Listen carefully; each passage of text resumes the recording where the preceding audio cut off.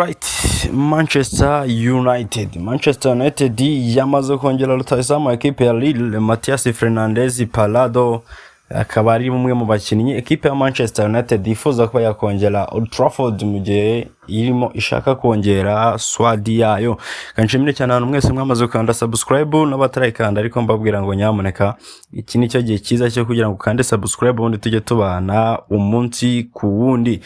Nkuko bisanzwe rero tugiye kurebera hamwe amakuru ya transfer arimo agenda avugwa, duhera kuri titre ndetse no ko bayanditse, ubundi tukarushaho kugenda tureba byinshi biyivugwaho n'ubusesenguzi kuri yo deal. Batangiye batubwira ati Manchester United have confirmed the interest in Lille forward Matías Fernandes Palado, who is very much on the list of some attacked through move depend entirely on the Red Devils being able to afford an unwanted star of their own fast. Iyi ni inkuru irimo iratubwira ngo ekipe ya Manchester United yamaze kwemeza bidasubirwaho ko yifuza cyangwa se mu buryo budasubirwaho byatangajwe kandi biremezwa yuko yaba yifuza rutahizamu wa ekipe ya Lille mu gihugu cy'Ubufaransa bamwita Matías Fernandes Palado.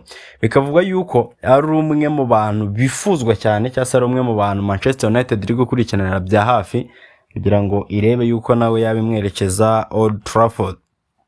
Nanone kandi kaba bishingiye ku kuba ekipe ya Manchester United iri buze ko cyangwa se yamaze kuba ibona boost y'amafaranga menshi cyane. Murabizi ko yamaze kwishimira barimo Casemiro, yamaze kwishimira barimo Jordan Mark Sancho, ndetse hari amakuru menshi arimo asoro witwa Marcus Rashford. So abo bose ni abakinnyi bahembwaga muri mu bihumbi 300 bya buri cyumweru, kandi ibyo ngibyo bivuyeho nyine kumva yeka ekipe yabonye amafaranga menshi. Bakakubwira rero ngo kuba irimo irasohora abo abitari ikeneye nk'abo ba Jordan Sancho yamaze kubisezerera, barimo ba Tarek Malaysia, kaba hari amahirwe menshi uko iri buze no kuguma isora abandi. Rero nibyo biri buze gutuma ibona amafaranga menshi ku buryo kuza kugura no Palado biri buze ko ari ibintu byoroshye cyane. Bagakomeza bakubwira ngo ekipe ya Manchester United muri no summer window cyangwa se muri rino soko ry'igura n'igurisha turimo iraza kugura abakinnyi benshi kugira ngo ihereze Michael Carrick squad ihagije iri buze gutuma bahangana muri UEFA Champions League bakaba bagera kure, ndetse akaba ari ekipe noneho iri buze kwifita ubushobozi bwose n'icyo byasaba byose kugira ngo ihanganire shampiyona y'igihugu y'Ubwongereza English Premier League. Akakubwira ngo ubwo Manchester United ari maze kubona umwanya wa gatatu, bari bamaze gukina imikino 40 yonyine mu marushanwa yose, ubwo barangirizaga ku mwanya wa gatatu. Nyine murabizi ko bakinnye match 38 za Premier League, bakina match imwe ya Club Cup. Icyo gihe murabizi ko bose bavanamo na Grimstown, bakina na match ya FA Cup akurwamo na Brighton. So bakinye match nye cyane bishoboka, so bikaba bitandukanye rero nizo bagomba gukina no sezo kwere ko bafite gukina Champions League imikino mike yanyuma ishoboka ni imikino 8, igihe baba batarangirije yenda mu bari bujye gukina playoff, bari buze gukina FA, bakine Club ko nyine zigiye gutangira. Hari amakuru menshi rero yuko ekipe ya Manchester United nimo ishaka abakinnyi benshi bahagije kugira ngo bazayifashe kuba yahatana muri iyo myanya yose. Bakakubwira ngo nkuko birimo bitangazwa cyangwa se nkuko byitezwe mu bagomba gusohoka harimo left back wabo twaze tumuvugaho Tarek Malaysia witwa Tribayindiri, nawe agomba kuba yagenda. So bikavugwa yuko ekipe ya Manchester United irimo yifuza barimo Iliman Ndiaye na Morgan Rogers wa Aston Villa nkuko bitangazwa na Sky Sport. Ariko ubu ngubu noneho uyu muramuzi ni sportif wabo bamwita Willox. Biravugwa yuko uwe yifuza cyane cyangwa se takti yabo ya mbere ari no musore imyaka 21 wo mu Birigi bamwita Fernandes Palado, asanzwe ashyira muri ekipe ya Lille. Amakuru agakomeza avuga yuko ekipe ya Newcastle nayo yaba yifuza no mukinnyi Palado kugira ngo ijye kumusimbuza Anthony Gordon. Murabizi ko nabo bamaze kuba bamugurisha. Nubwo bimeze gutya, ariko uwo bita David Einstein, uyu mugabo abantu benshi muramuzi. David Einstein ni umwe mu bagabo bakomeye cyane muri no ya football, byagira noneho mu ma transfer cyangwa se mu gihe cy'amadeal nk'aya ngaya aza afite Zandani. Biravugwa yuko cyase nkuko birimo bitangazwa na David Einstein, aravuga yuko ekipe ya Manchester United byanga byakunda muri no sama igomba kuza gukora akazi kenshi.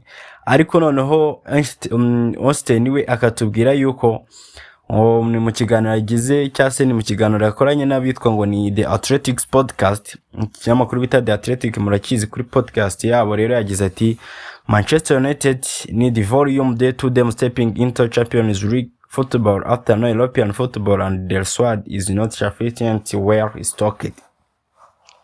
I can see a lot of activity at Old Trafford, so if I were to give you one who will be busiest, I'm going to say Manchester United.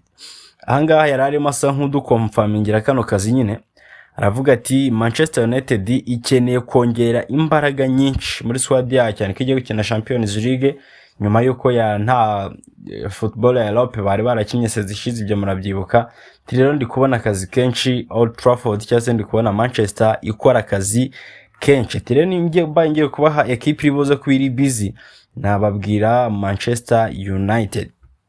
Ana equipe ya Manchester United biravugwa yuko kandi irimo igenda ivuga kuri no musore bita nyine turimo tugarukaho Fernandes Palado, bikavuga yuko nyuma yuko igurishije witwa Rasmus Hojlund bakabaha miliyoni zigera muri 38 hafi 44 n'ama add-ons n'ibiki. Bikaba bivugwa yuko rero uno musore Palado ari umwe mu basore bashobora kuba bagiye kugurwa aya mafaranga.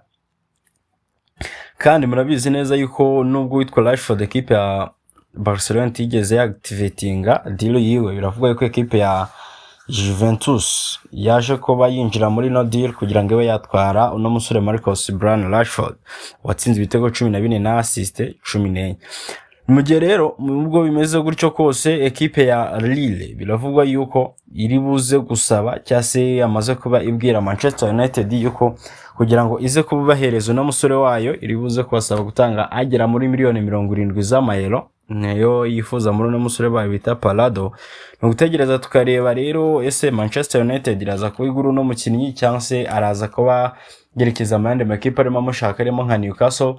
Ariko nubwo bimeze bityo Manchester United ni mwe mu makipe akeneye ba rutahizamu nyine, kandi uyu Palado ni umwe mu beza bahari bakiri bato. Murabizi ko imaze igihe ivuga ku barimo Irmandia twanabigarutseho, ariko noneho nkuko tubikesha David Einstein abarimo Ben Jacobs bo bemeje yuko uno sportif director wabo cyase director technique wabo Willox yifuza cyane cyase we ashaka kuza kubasinyisha uno muvandimwe bita Palado. No gutegereza twareba rero eske mu biganiro wenda biri buze kuba hagati y'uyu Willox na Michael Carrick baraza kwemeza nde, baraza guhuriza kuri uno musore cyase araza kuguma yisabire Irmandia, cyane yuko Michael Carrick ari we ushaka Irmandia muri Manchester United cyane. So nagira nkubitse gukanda subscribe n'imutaro wayikanda wike liking no video, ubundi tujye tukumya duhure muri video zikurikira. Ciao.